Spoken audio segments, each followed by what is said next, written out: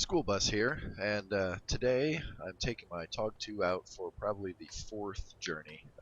Right now, they're offering the rentals on it. I've always thought about getting this tank, especially given my nickname School Bus. This is about the closest tank to a school bus that I'm aware of.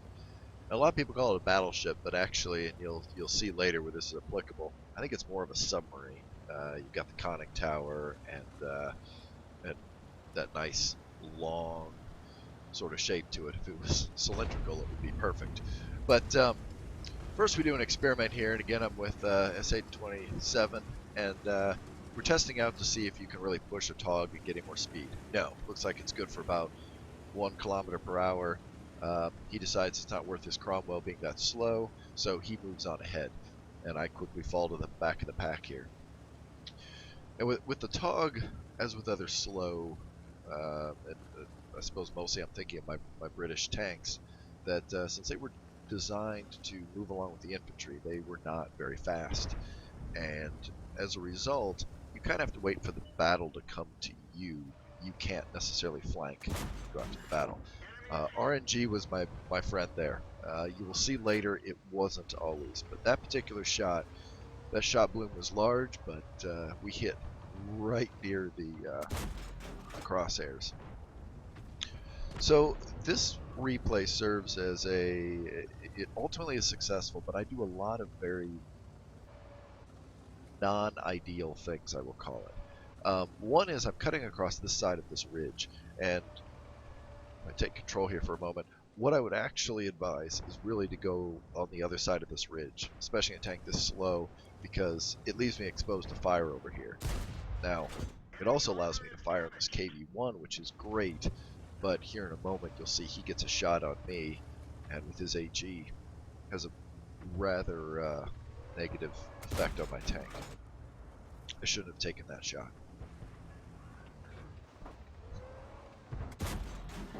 Get another good one in there, but then boom! 392 damage. And I don't know if it was worth it, but we were able to finish off the KV-1 and move ahead here.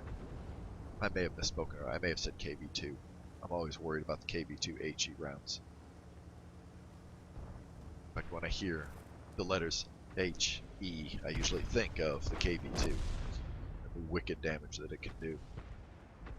So my plan at this point is I'm going to move on up here to this, I guess we'll call it a castle, and try and engage the UE and the experimental UE. But then the Nashorn starts to tear into my friend over here, so I start to move that direction. Now, with the flanking prowess of the TOG, it was rather difficult for me to get moved in quick enough.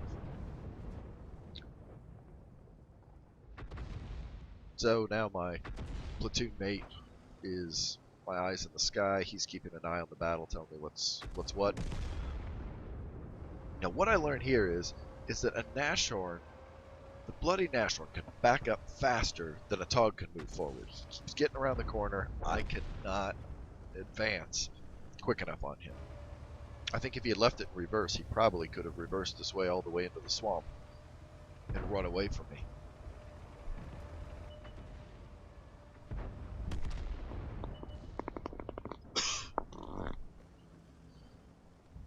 So I'll move down into here, and this is another non-ideal situation. I probably should have made myself a little more arty safe, but I was hoping to be able to catch him without him getting a shot, but the turret's just a little too far back on the TOG, and it exposes the front tracks. Again, remember, this is my 4th battle in this tank, and I'm not very adept yet. But we get a good tracking shot. He unfortunately gets one more into me, and I finish him off. And I take a big hit from Artie, and now I'm down to 282 health, which makes me more like a normal tank and no longer the TOG with its 1400.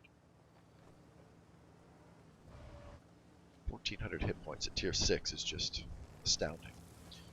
So at this point, I want to go kill this bishop. He put some pain on me. I want to end his day.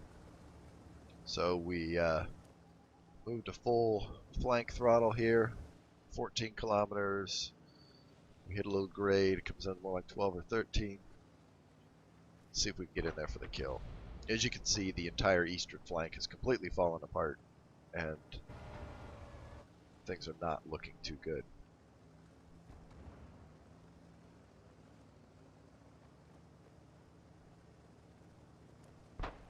So get ready, get pre-aimed, somebody takes a shot. But at least he's gone. Now I'll turn my focus over here onto the Cromwell.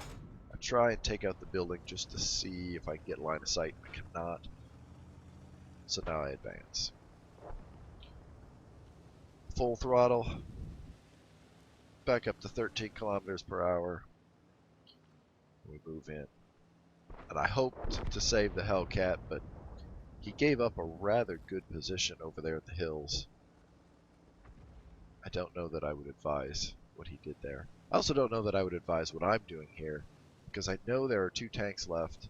One is spotted, one is not. And if that TOG shows up, he will rip me apart before I can get to cover.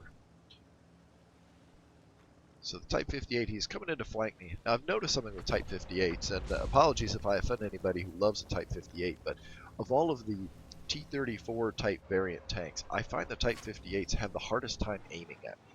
Even in a TOG, they can't seem to always hit. I haven't driven one, but I suppose that the accuracy must be atrocious. Now the TOG, on the other hand, does rather well. RNG is again my friend. But now the TOG is here. So it's dive, dive. We get this thing below here. Complete submarine. Complete submarine.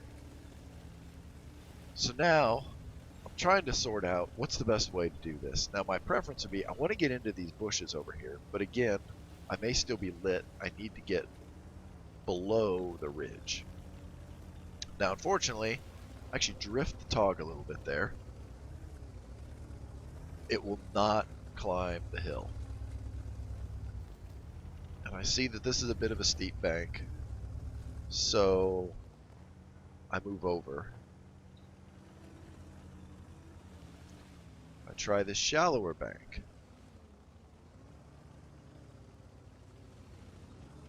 But once again, it's too steep.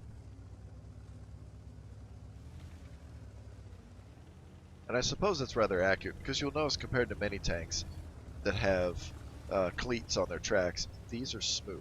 So there's probably some realism there that it would not climb that angle. Get a good shot there. I'll go back to my onboard, and he misses. I get another shot. I don't know why he shoots, but he misses. Probably just a little bit tight because he's the last tank on the team. And it was TOG versus TOG. It was that was a rather brilliant finish. So I don't have the end screen here, but this ended up being mastery, which I feel rather fortunate that my 4th game in the TOG I was able to manage mastery. But as you saw there were some good things, there were some bad things I did.